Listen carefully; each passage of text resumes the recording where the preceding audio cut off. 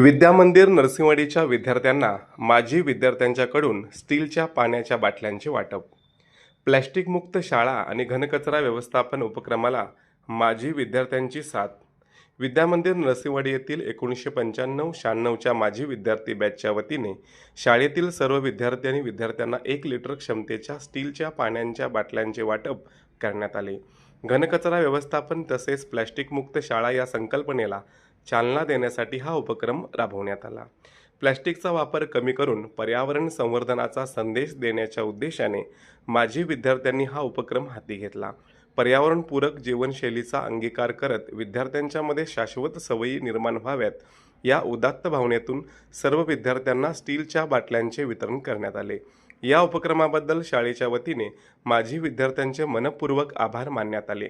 तसेच त्यांच्या पुढील सामाजिक कार्यासाठी शुभेच्छा देण्यात आल्या.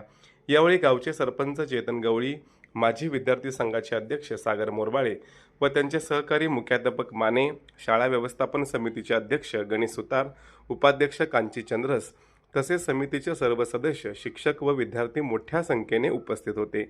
माजी विद्यार्थ्यांनी राबवलेल्या या पर्यावरणपूरक उपक्रमाचे उपस्थित मान्यवरांच्याकडून कौतुक करत अशा सामाजिक आणि शैक्षणिक उपक्रमामुळे शाळा व विद्यार्थ्यांमध्ये पर्यावरणाबाबत जागरूकता निर्माण होण्याचे निश्चितच मदत होईल असा विश्वास व्यक्त केला.